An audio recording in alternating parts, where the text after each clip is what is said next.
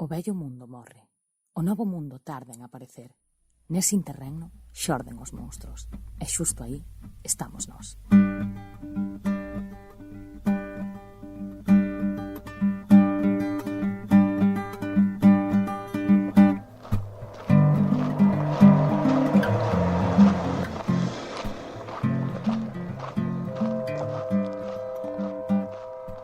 Benvidas a Xanela. Hoxe imos falar de política internacional e de descolonización, máis en concreto da última colonia española e aínda a última colonia do continente africano, o Sáhara Occidental. Para iso contamos cun dos activistas saharauis máis coñecidos, Brahim Daham. Imos alá. El Sáhara Occidental fue un territorio colonial español hasta el año 1975 que venía gozando del estatuto de provincia desde hacía 6 años antes. La posibilidad de realizar un referéndum de autodeterminación en el Sáhara se venía contemplando con seriedad, para lo que se elaboró en el año 1974 un censo de población saharaui, pero el proceso se vio interrumpido por la injerencia marroquí. El Reino de Marruecos, marcado por un fuerte nacionalismo y una agresiva política exterior, en noviembre de 1975 emprendió la Marcha Verde, una movilización de masas por ocupar el Sáhara, hechos ante los que el Estado español, enredado en el inicio del proceso de transición a la democracia, decidió retirarse del territorio. El 14 de noviembre de ese mismo mes, España, Marruecos y Mauritania firmaron los Acuerdos de Madrid, un tratado que recogía la nueva administración del Sáhara, quedando 2/3 en manos de la primera y el resto en manos de Mauritania.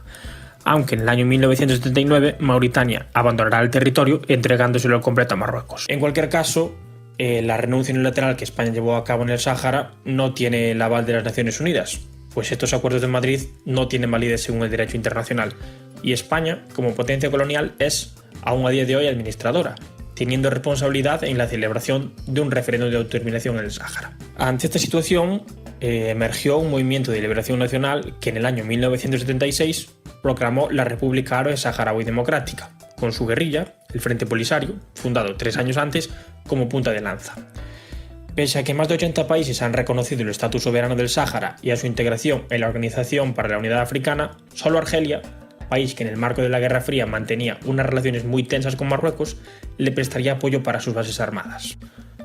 Así las cosas, la ayuda de las potencias occidentales hacia Marruecos, en especial por parte de los Estados Unidos, fue mucho mayor, diferencia que se acrecentó todavía más con la caída de la Unión Soviética, por lo que en 1990 se terminó la guerra entre el Frente Polisario y Marruecos, que consiguió acercar el territorio dividiéndolo en dos y amurallándolo.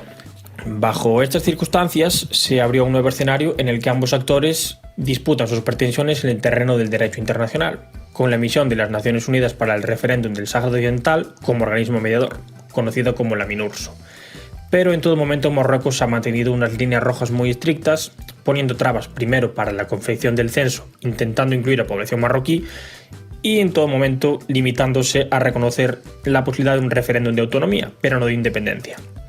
Una maniobra que es entendida por los saharauis como un retraso deliberado en la votación, con el fin de que los colonos marroquíes asentados en el Sáhara consignen formalmente su nacionalidad y puedan votar. Para desbloquear la situación, la ONU desarrolló diferentes estrategias. En primer lugar, ambos países firmaron en 1990 un plan de paz en el que acordaban cooperación, pero que Marruecos decidió romper cuando el censo elaborado por la propia ONU en el año 2000 tenía un resultado mucho más parecido al censo elaborado por España en el año 1974 que al que proponía el propio Marruecos. En estas coordenadas, la ONU sancionó desfavorablemente el espíritu no cooperante de Marruecos y decidió designar al diplomático James Baker como mediador, quien desarrolló 2 planes para solucionar el conflicto. Entre tanto, los diferentes gobiernos de la potencia administradora, España, han mantenido distancia con la causa saharaui. Primero la UCD y después el PSOE de Felipe González, quien se había desplazado personalmente al Sáhara para brindar su apoyo a la liberación saharaui, retiró el mismo cuando accedió al poder y a día de hoy niega el expolio de recursos en el territorio saharaui. José María Aznar en el Ejecutivo incrementó su tensión con Marruecos con el incidente conocido de la isla Perejil, pero esto no significó un acercamiento al Sáhara, como tampoco sucedió con los gobiernos de Zapatero. Así las cosas, la principal colaboración española con el pueblo saharaui ha llegado sobre todo de parte de la sociedad civil e instituciones como las ONGs. A día de hoy la situación continúa enquistada, al tiempo que se suceden las violaciones de derechos humanos por parte de Marruecos, con el aval principalmente de Estados Unidos, que desde el 11S ha reforzado el papel del Reino de Marruecos como vía de control del Magreb, y en buena medida de la Unión Europea, que sin dar un apoyo explícito a Marruecos, sí se ciñó un guión que refuerza su papel. Para conocer un poco más de esta causa, hoy tenemos con nosotros a Brahim Daham, uno de los activistas de la lucha del pueblo saharaui más conocidos.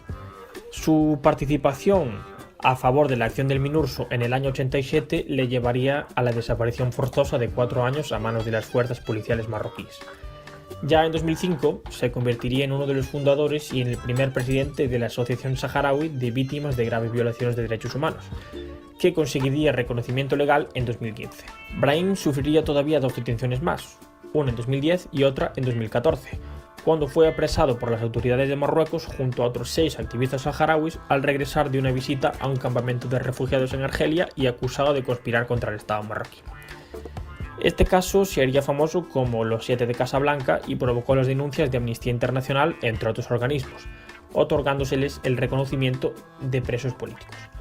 Tras 2 huelgas de hambre, en abril de 2011 sería liberado junto al resto de sus compañeros. La intensa labor de Brahim Daham fue premiada por el gobierno sueco en el año 2009, que le otorgó el premio Per Anger por su defensa de los derechos humanos. Bienvenido, Brahim, muchas gracias por atendernos. Gracias a vosotros. Las primeras preguntas que quería hacer van un poco en una línea introductoria para contextualizar cuál es la situación del Sáhara a día de hoy. Como es sabido, cuando existía la URSS, bajo el paraguas de la URSS, algunos países africanos o latinoamericanos pues daban su apoyo a la República Saharaui. A día de hoy, después de que haya caído el muro de Berlín, ¿con qué apoyos cuenta la República Saharaui? Bueno, yo quiero hacer un pequeño comentario al respecto de la introducción, que de URSS nunca había una relación directa, y nosotros de verdad es que hemos comenzado nuestra lucha al principio contra la presencia de la ocupación española o la colonización española en su momento, y nada, después, recibimos un apoyo de una buena parte de estados que llegaron a 84, que nos reconocieron como estado, y en su mayoría absoluta de verdad son del bloque del este, como fue conocido en aquel momento, pero también una buena parte de ellos son de los no aliados, ¿no? El movimiento ese de no aliados. Pero antes y después siempre nosotros contamos con el apoyo del derecho internacional, de la posición justa y la causa justa que defendemos, no solamente porque desde 1960 la cuestión del Sáhara está clasificada en la ONU como una cuestión de descolonización, y lo estamos defendiendo. Y eso nos da mucha fuerza y especialmente una base jurídica que nos permite defender nuestra causa y también explicar que es una causa justa. Hoy en día contamos más que nadie con la Unión Africana, que es una organización regional de África, que sustituyó la Organización de Naciones Africanas, y somos un miembro fundador de esa organización regional continental, y Marruecos hoy en día también es miembro de esta organización. Y nada, pero también contamos con el apoyo de unos países especialmente latinoamericanos y otros, pero también contamos con el apoyo de la sociedad civil de muchos países de la Unión Europea, especialmente la española, la italiana, la sueca, una parte de la francesa. Entonces tenemos ese tipo de tejido, pero Bueno, en general contamos con todo eso, pero también nuestra presencia en la Unión Africana como país fundador nos permite a tener un tipo de contacto con buena parte en el marco de lo que son los las las colaboraciones entre la Unión Africana, por ejemplo, o la Unión Europea, o entre la Unión Africana, Japón o China. Ahí también son lugares donde podemos ser presentes y enfocar a nuestro tema. Ujú. Bueno, es también conocido que la programa por excelencia de la República Saharaui ha sido el referéndum de autodeterminación. Esta posición Marruecos siempre la ha rechazado y ha mantenido unas líneas rojas muy estrictas, poniendo problemas con el censo, rechazando los planes Baker o incluso rechazando posiciones en las que había cedido previamente el Frente Polisario. En estas coordenadas y a día de hoy, ¿el pueblo saharaui contempla alguna solución que no sea el referéndum de autodeterminación para solucionar el conflicto? Bueno, la autodeterminación es una forma, digamos, conocida para finalizar una buena parte de lo que es la colonización que nos conocimos entre los siglos XIX y XX generalmente y fue la herramienta más útil para mucha gente y más conocida y bueno, y tiene formas, ¿no? Para terminar lo que es la colonización. Nosotros cuando empezamos con el Movimiento de Liberación, que es el Frente Polisario, comenzamos la guerra contra España. No tuvimos claramente la forma como va a terminar lo que es la colonización o la descolonización de nuestros terrenos. Nosotros lo que estamos defendiendo, lo que tenemos en programa como la RAF, como la República Árabe Saharaui Democrática, es construir un país más donde los saharauis pueden tener su respeto y pueden beneficiar sus recursos naturales y desarrollar su vida como pueblo, ¿no? Como movimientos de liberación hicimos la guerra para la independencia. Nunca fue, por ejemplo, la autodeterminación es forma y es forma lógica, jurídica, que tiene forma, ¿no? Es correcta. Marruecos nunca lo ha aceptado al principio y nos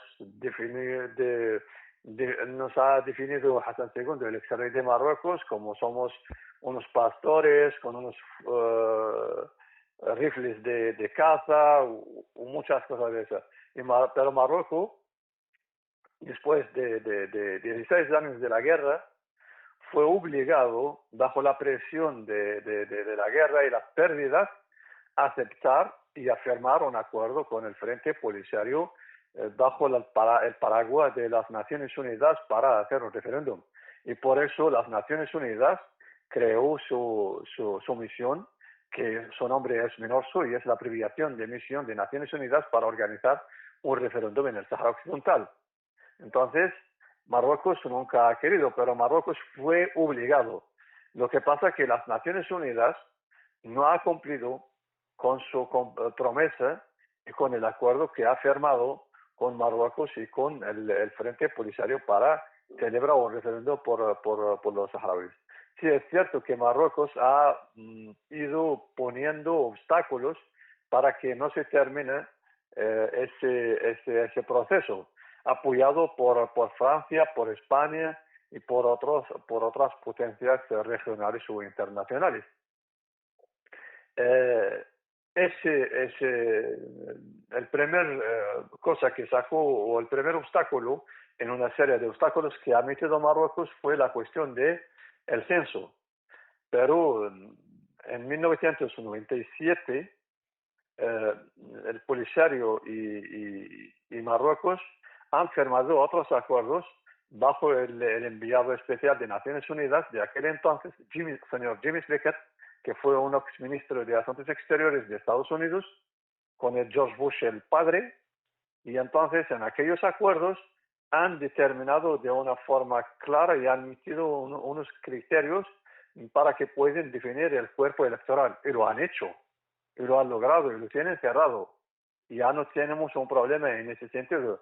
La cuestión es cuando se vuelven a hacerlo, se puede actualizar, pero los criterios y lo aceptan, el acuerdo firmado ya lo tenemos. Lo que pasa es que en 2003, en Marruecos, cuando sepa que ya no le queda otra para meter obstáculos, ya rechazó de una forma clara ir a un referéndum porque sabiendo que los saharauis van a votar a la independencia.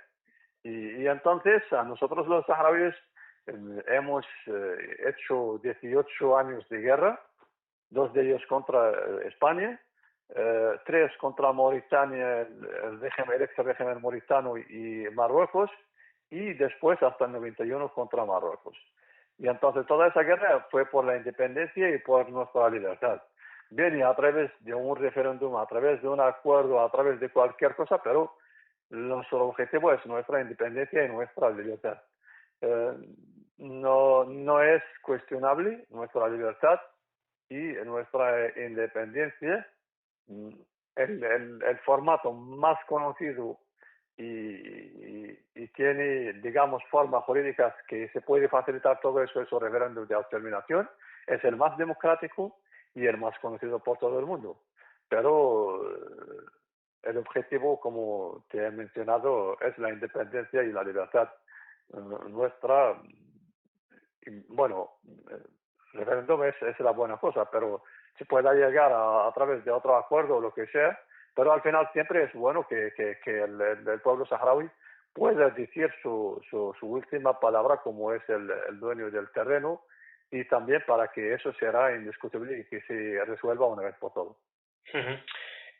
Tratando más en profundidad lo que es la posición de Marruecos respecto a la causa saharaui, ¿se puede hablar de una posición en conjunto de las élites políticas y económicas y la sociedad marroquí respecto al Sáhara? ¿O existen diferencias y alineamientos que, por ejemplo, son más favorables a la causa saharaui?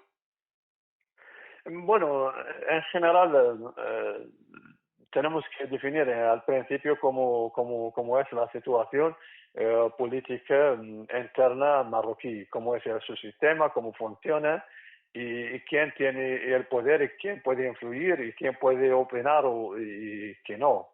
Y entonces estamos hablando de un régimen totalitario donde por su constitución, para no decir cualquier cosa, el rey es el jefe del Estado Mayor, es el jefe de los creyentes, es el jefe del cuerpo judicial y puede resolver las cortes, tiene todo el poder. Y no es una monarca, por ejemplo, parlamentaria, no. Es una monarca donde el rey tiene todos los poderes. Pero no solamente eso, en la cuestión económica también. Las empresas y grandes y los bancos son patrimonios del rey o de sus familias. Entonces, lo que queda son gente que trabaja por el rey. Incluso el gobierno no afecta casi nada.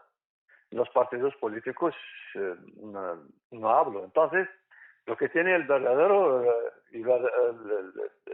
poder está todo concentrado en la institución en el Palacio Real marroquí y los servicios que trabajan por ello, sea el militar, la inteligencia y los servicios de seguridad y secretos. Y entonces, en una situación como esa, en Marruecos ni siquiera se puede debatir sobre unas cuantas cosas. Y entonces estamos hablando de una situación como esa. Aparte, la cuestión del Sáhara Occidental fue un tabú especializado por la monarquía. Porque te voy a dar dos ejemplos que tienen que ver con la causa del Sáhara en Marruecos.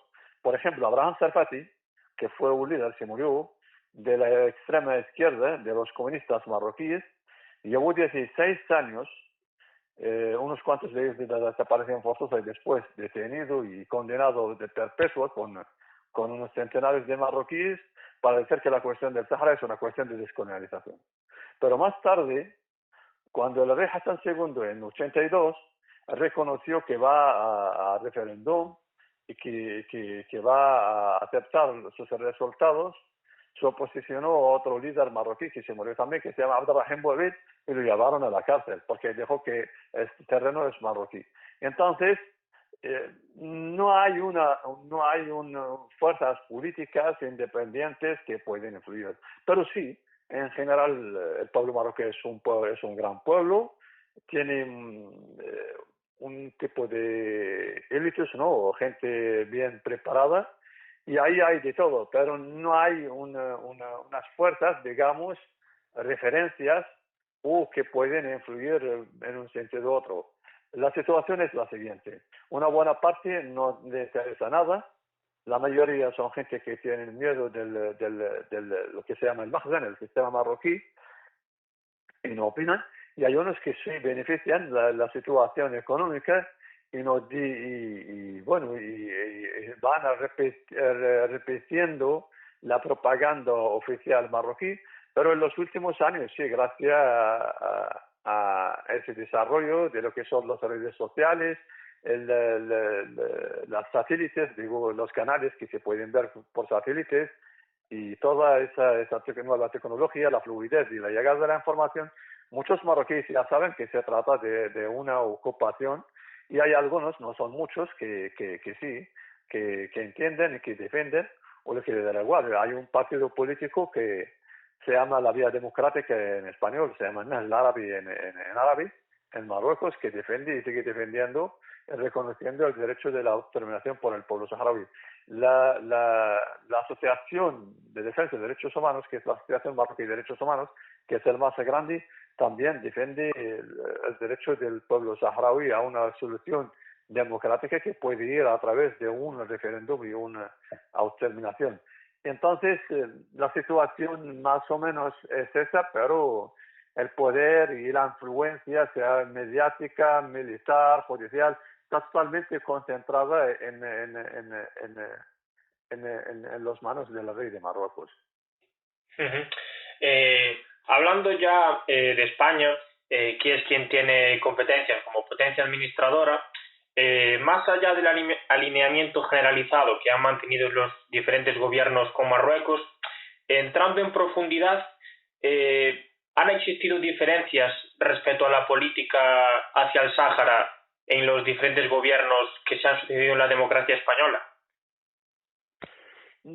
Bueno, no del todo. España es un país con tanta historia, pero bueno, en los últimos tiempos no tiene, digamos, una diplomacia influyente. No sé cómo lo explico, pero se siente que hay una ausencia de un tipo de inteligencia, de intelectuales o de unas élites que pueden influir en lo que es la política española y pueden abrir un debate o pueden influir. Tiene una política sumida a Estados Unidos, a Francia y a algunos pequeños intereses, si quieres decir. Y bueno, es que hasta hace poco había el bipartidismo, que es el PP, el PSOE, y hasta últimamente, y si no sigue siendo hasta hoy en día, siempre lo que va a la oposición se alinea con el Polisario, con los saharauis, y lo que va a gobernar fue corriendo a Rabat, a Marruecos, al rey, y entonces eso en 2011 creo, en 2012, no me acuerdo, en Zaragoza, en una reunión en el ayuntamiento de Zaragoza con su exalcalde, que fue un exministro del PSOE, y bueno, le comenté que para nosotros el bipartidismo en España fue como un reloj de arena, ¿no?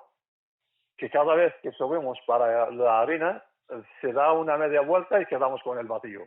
Y bajamos para la arena y al mismo. Se da la media vuelta y quedamos también en el vacío abajo. Y así va y viene. Pero eso, ¿qué refleja para mí? Para mí eso quiere decir que hay unos servicios que presenten la permanencia y el estado profundo español, que está manteniendo el statu quo, y nos está usando a nosotros como una moneda de cambio para de vez en cuando presionar a Marruecos. Nos facilita que nos extermina o nos quita nuestros derechos. Y bueno, y Marruecos y para ese Estado tienen dificultades en sus relaciones, tiene sus dificultades el Estado español con Marruecos por cuestiones geográficas, geopolíticas, económicas y bueno, ya sabemos la cuestión frontera, las fronteras, pero también la inmigración, droga, terrorismo, que Marruecos es un buen jugador de todas estas cosas. Y entonces, pero también conocemos que Marruecos también dispone de un terreno donde se puede hacer mucho trabajo socio que no se puede, por ejemplo, suceder en España o facilitar un tipo de negocio socio, como ya estamos viendo lo que está pasando con el rey emérito, ¿no? Sus relaciones con regímenes que Marruecos siempre tenía una buena relación con los países como la Arabia Saudita, los Emirates y otros regímenes semejantes del marroquí. Pero sabemos también, por ejemplo, los palacios y los terrenos que tiene el rey Juan Carlos en Marrakech o que tenía Felipe González en las regiones de Tánger. Entonces, no solamente hay esas dificultades, sino también hay algunos políticos o líderes que son un poco, si quieres decir, corruptos o buscan los intereses personales antes del Estado español. Y entonces, nada, a nosotros, bueno, no esperamos tanto de esa. Vamos a ver, con el rompe del bipartidismo, estamos en un periodo, si quieres decir, un poco nuevo, al nivel del Estado español, una situación política un poco nueva. Ya estamos viendo que hay un gobierno de coalición actual, pero creo que todavía falta un poco de tiempo para que se pueda haber un tipo de cambio en la política exterior española. Uh-huh. Y en este sentido, situándonos un poco fuera de lo que es el espectro del bipartidismo y la jefatura del Estado, hablas de que hay un nuevo gobierno que puede cambiar un poco la relación de la política exterior española. Anteriormente, fuera del bipartidismo, ¿qué posición y qué relación han mantenido con la República Saharaui algunos partidos que se encuentran fuera de la lógica bipartidista, como Izquierda Unida o algunos partidos de ámbito no estatal? Sí, bueno, la Izquierda Unida de verdad tuvo una posición fija, fuerte y clarísima, de verdad, que estaban y siguen defendiendo nuestros derechos y lo estaban haciendo a través o desde el punto de vista de España tiene sus responsabilidades, pero también conforme con los derechos humanos y la ley internacional y la legalidad internacional. Y es momento, si me permites, quería agradecerlo, reconocerlo y evaluarlo y sobrellevarlo, de verdad. Y como sobrellevo que muchos también partidarios o simpatizantes de otros partidos políticos, incluso el PSOE y por supuesto en su mayoría absoluta, y del PP, que defienden y son simpatizantes de nuestra causa. Y incluso a niveles regionales, a nivel de ayuntamiento y autónomas, comunidades autónomas, etcétera. Otros partidos no son iguales los partidos, de verdad. Por ejemplo, en Cataluña, que la izquierda republicana tenía una posición también semejante de la Izquierda Unida, ¿no? Pero, por ejemplo, Junts por Catalunya, que antes también tenía otro nombre, no me acuerdo, los de Pujol, y nada, esos, por ejemplo, últimamente los preguntaron si creen que como era Puigdemont, exactamente, si creen que debe ser una autodeterminación en el Sahara, dicen que no, que en Cataluña que sí, pero en el Sahara que no. Y entonces hay de todo. En el País Vasco, por ejemplo, recibimos un buen apoyo y en las Canarias, por ejemplo, Coalición Canaria. Bueno, en general tienen una posición bastante, digamos, avanzada en cuanto a lo del Estado español, y especialmente quiero subrayar otra vez y siempre el rol de la sociedad civil del Estado español. Pero es que lo que pasa que cada vez que, según el sistema del Estado español, que te vayas a los círculos más importantes, más cerrados, donde toman más las decisiones más influyentes, se desaparezca todo eso. Y ese es el verdadero problema, y los saharauis y sus simpatizantes en España no lograron hasta el momento, no han encontrado la manera para que se puedan influir en la política española, que es una responsabilidad también de los diplomáticos, de los activistas saharauis y de los simpatizados de la causa saharaui dentro del Estado español. Uh-huh. El partido al que te refieres, que ahora es el PDeCAT, creo que su predecesor, si no me equivoco, es Convergencia y Unión. Y sí. Hablando antes has hecho referencia a que la ONU intercedió para hacer que la República Saharaui y Marruecos se sentaran a hablar y solucionar el conflicto, pero con el apoyo directo e indirecto de potencias como Francia, Estados Unidos o la propia España, no se ha solucionado el conflicto. En este sentido, ¿cómo y en qué medida cambiaría la situación para solucionar el conflicto que España, como potencia colonizadora, se posicionara directamente del lado saharaui? ¿Resolvería el problema o aún así, por la injerencia de otros actores, no seguiría enquistado? Bueno, yo no sé exactamente. Es una cuestión del Estado español, pero lo que sí es verdad que ellos lo están haciendo conscientes que lo están haciendo en contra de la legalidad internacional. Ellos sepan que han firmado un acuerdo ilegal con Marruecos y con Mauritania para compartir el Sahara en dos geográficamente, y para que ellos beneficien y crean una situación donde pueden usarnos como rehenes, ¿no? O han facilitado nuestro exterminio gracias a nuestros combatentes y la guerra que hacemos, que podemos resistir.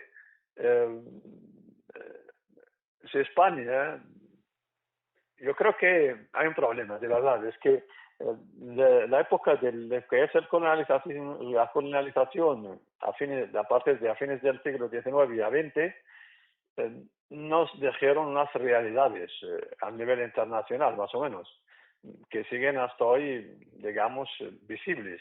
Y eso, por ejemplo, habían tres potencias que han colonializado casi una buena parte del mundo, que es Inglaterra, Francia y un poco antes España, como es toda América Latina y en el Sahara y la otra Kenia. Y, por ejemplo, eso, a pesar del duro y el malo que estaba, pero también dejó algunos, digamos, enlaces culturales, lingüísticos, que se pueden beneficiar de una forma positiva. Y, por ejemplo, los anglófonos lo tienen ahora lo que es el Commonwealth. Los francófonos lo tienen anualmente el Cumbre Francófona. Y están creando un tipo de espacios donde pueden defender un tipo de intereses comunes. Pero, por ejemplo, el mundo hispanohablante, ya ves cómo es la situación en Venezuela, en Argentina, lo que estaba pasando en Bolivia, cómo es la situación de México, de Colombia, en el Sahara. Es un desastre. Y es un desastre y no es una responsabilidad del Estado español, sino del élite español, de los hispanohablantes, en español eso no, pero normalmente como los que tienen más remedios están en España, normalmente tienen que pensar de una manera como esta. Segunda cosa, que España por el momento, y como he señalado antes, no tienen una política exterior independiente y no pueden determinar objetivos diplomáticos, políticos por los propios intereses de España. están metidos en la Unión Europea, que es una buena cosa, pero viven bajo el paraguas de lo que es la diplomacia francesa más o menos. Y bueno, no sé exactamente. La esperanza es que se cambia algo en lo que es la estructura del Estado español, que los partidos como Unidas Podemos u otros se pueden influir en la política. Y creo que ahí es uno de los problemas que pueden ser claves si se resoluciona, es que también los saharauis, a través de sus representantes y sus simpatizados y todos los que defendemos en la causa saharaui, seamos saharauis o españoles u otros, tenemos que realizar un trabajo de incidencia y de lobbying al nivel del Estado español, a ver si se podemos influir en esa situación. Situándonos ya en la actualidad, te quería preguntar si existe la posibilidad, 30 años después de que se haya puesto fin al conflicto armado, de un retorno y un estallido bélico entre Marruecos y la República Árabe Saharaui. Sí, esto es lo que está produciendo en esos días.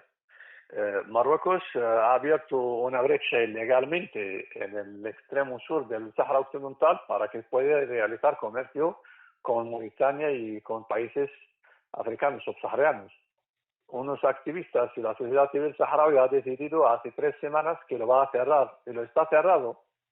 Y nada, como las Naciones Unidas no tiene digamos, una influencia, a pesar de que tiene una misión, no podía hacer nada, porque esa brecha fue abierta ilegalmente y estábamos hace como 3 años a punto de retomar las armas, porque Marruecos intentó de salir de su muro que separa el Sahara, que es un muro de 2.700 kilómetros que lleva más de 10 millones de minas anticarro y antipersonas. Y bueno, cuando salió el policiario, llamaron a las Naciones Unidas para que pongan fin y al final las Naciones Unidas intentan de dar más tiempo y margen a Marruecos para que lo pueda cumplir. Y entonces se metieron ahí los combatentes del policiario a 50 metros.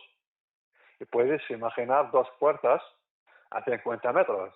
Cualquier disparo, cualquier error se puede encender la cosa.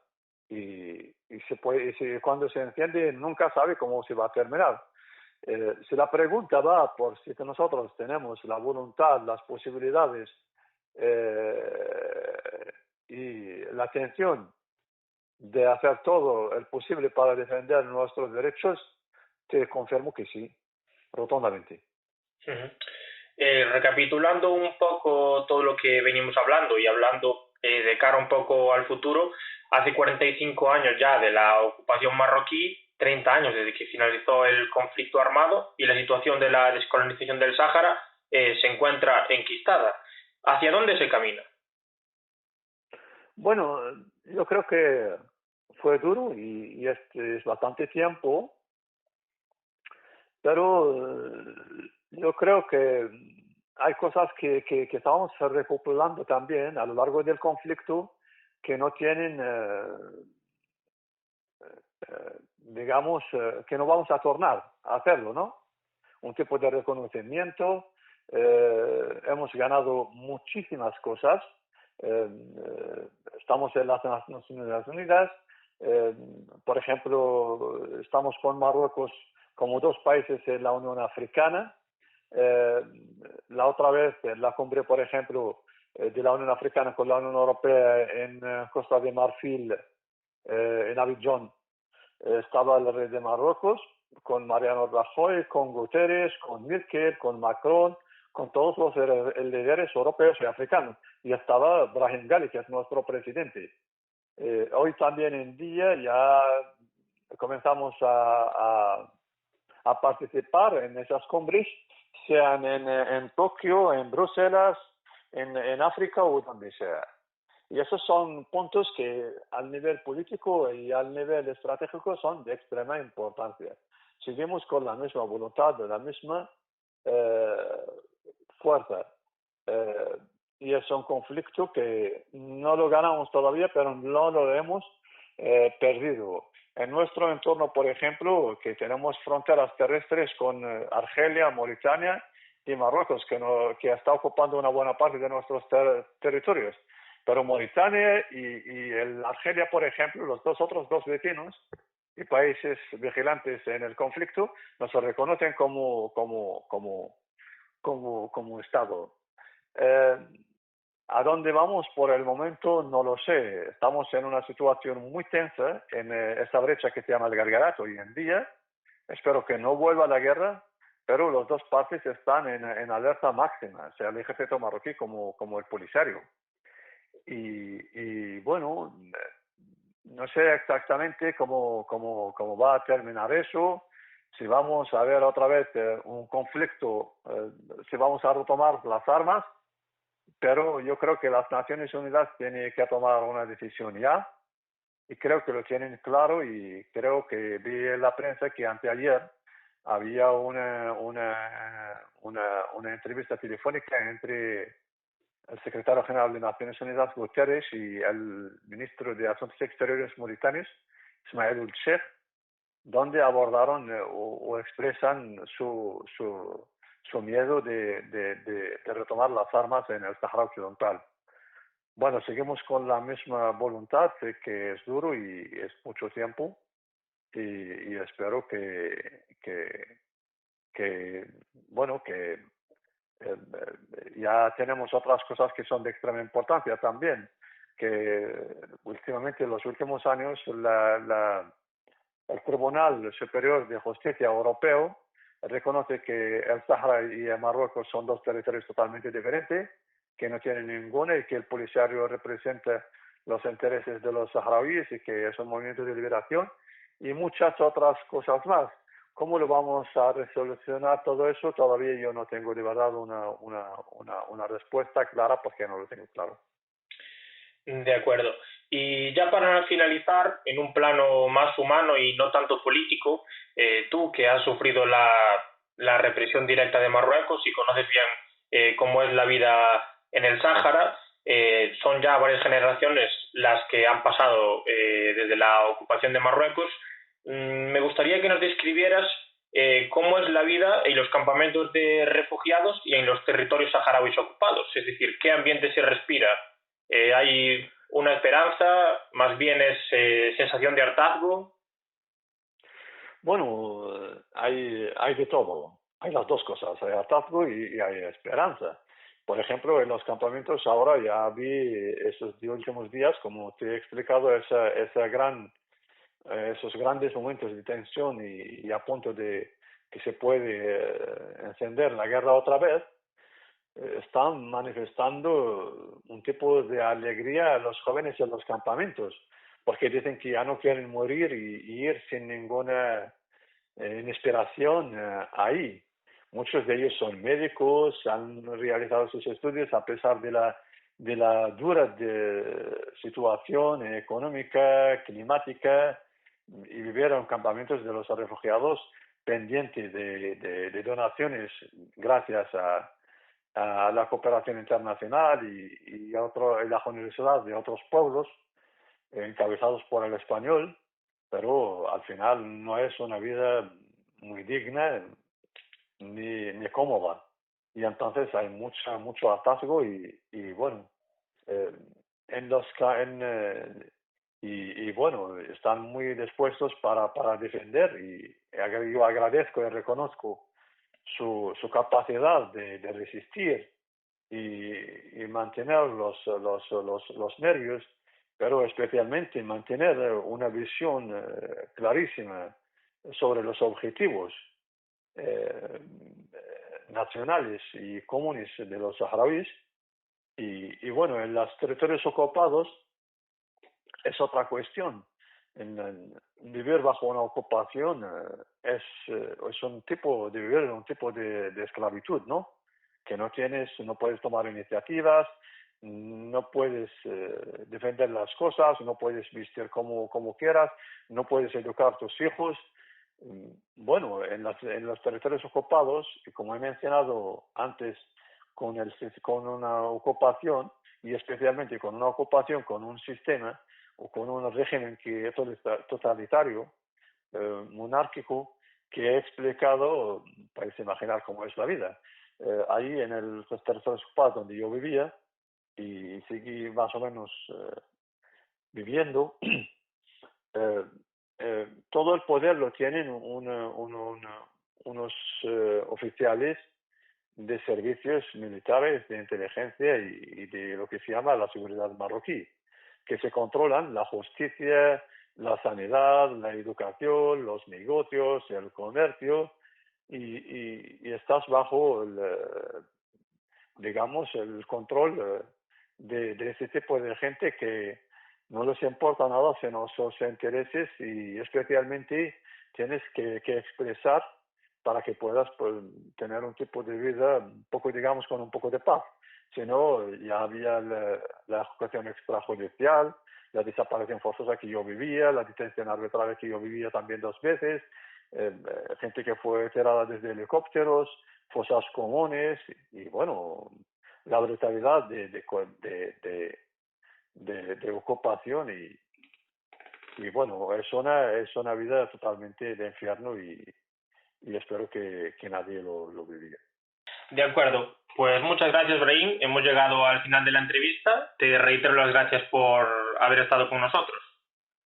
Muchas gracias y buena suerte a vosotros e a vuestros oyentes.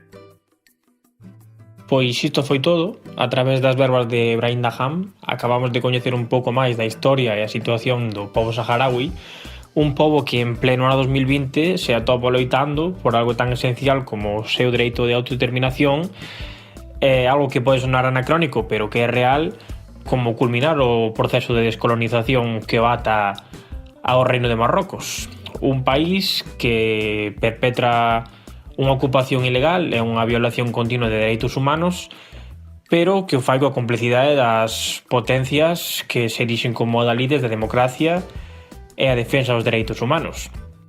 Dende logo, o Sáhara Occidental é un caso, como poucos quedan no mundo, é un claro exemplo de que o dereito, neste caso o dereito internacional, é papel mollado se os actores non teñen unha pretensión de cumplilo. Os intereses económicos e xeoestratégicos de potencias como España, Francia ou Estados Unidos abocan a unha situación de colonización aínda a día de hoxe en pleno ano 2020. Agardamos que disfrutardes e aprenderdes e esperamos vos en vindeiras ocasións.